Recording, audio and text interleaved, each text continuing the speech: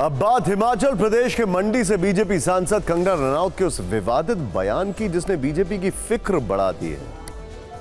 किसानों पर कंगना ने ऐसी टिप्पणी कर दी जिससे बीजेपी को न सिर्फ सफाई देनी पड़ी बल्कि एक प्रेस रिलीज जारी करके यह कहना पड़ गया कि कंगना रनौत को पार्टी के नीतिगत मुद्दों पर बोलने की इजाजत नहीं है। दरअसल कंगना रनौत ने एक इंटरव्यू में कहा था कि अगर पार्टी का शीर्ष नेतृत्व मजबूत नहीं होता तो पंजाब को भी बांग्लादेश बना दिया जाता। कंगना रनौत ने यह तक कह दिया कि किसान आंदोलन के दौरान रेप हो रहे थे। कंगना के इस बयान के बाद विपक्ष बीजेपी पर हमलावर हो गया है। कांग्रेस ने तो कंगना पर एनएसए के तहत एक्शन लेने की मांग कर डाली है। इसके बाद बीजेपी ने प्रेस रिलीज जारी करके कहा है कि कंगना रनौत द्वारा किसान आंदोलन के परिप्रेक्ष्य में दिया गया बयान पार्टी का मत नहीं है। भारतीय जनता पार्टी कंगना रनौत के बयान से असहमति व्यक्त करती है। पार्टी की ओर से पार्टी के नीतिगत विषयों पर बोलने के लिए कंगना रनौत को ना तो अनुमति है और ना ही वो बयान देने के लिए अधिकृत हैं। भारतीय जनता पार्टी की ओर से कंगना रनौत को ऑर्डर दिया गया है कि वो इस प्रकार के बयान भविष्य में ना दें। पहले आपको कंगना रनौत का पूरा बयान सुनाते हैं, फिर उनके बयान पर छिड़ी सियासी महाभारत की पिक्चर दिखाएंगे। जो बांग्लादेश में हुआ ना, वो यहाँ होते हुए भी देर नहीं लगनी थी। अगर हमारे इतने शीर्ष नेतृत्व जो हमारे इतने सशक्त नहीं होते, यहाँ पे जो फार्मर्स प्रोटेस्ट हुए वहाँ पे लाशें लटकी थी, वहाँ पे रेप हो रहे थे। और जब वो किसानों के हितकारी बिल जो वापस लिए गए थे तो पूरा देश जो है वो चौंक गया था। और वो किसान आज भी वहाँ बैठे हुए, उन्होंने कभी सोचा ही नहीं ये बिल वापस होगा। वो बड़ी लंबी प्लानिंग थी जैसे बांग्लादेश में हुई है।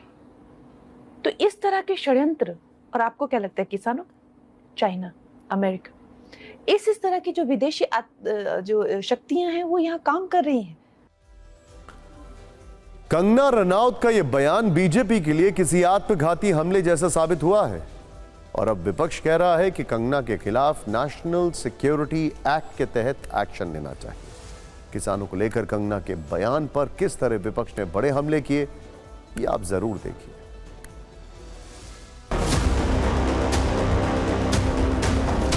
अगर ये उनका मत नहीं है, अगर आपकी पार्टी का ये मत नहीं है तो निकाल बाहर करिए ऐसे सांसद को। तो इस देश के किसानों के खिलाफ जिसने इस तरह की बात की है उसको किसी कीमत पर संसद में बैठने का हक नहीं।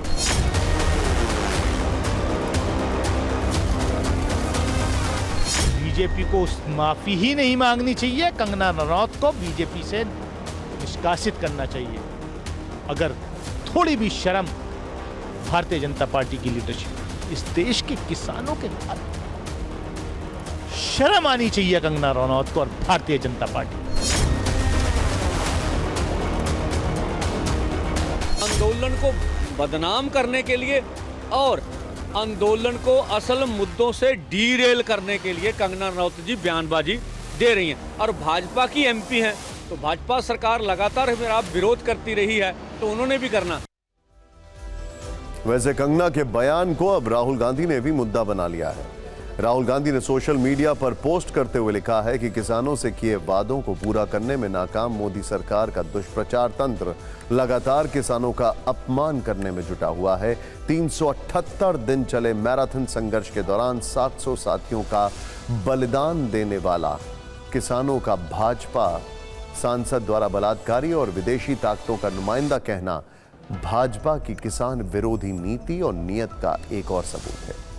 यानी राहुल की राजनीति की सुई किसानों पर रुक गई है और सुई की चुभन बीजेपी को महसूस होगी।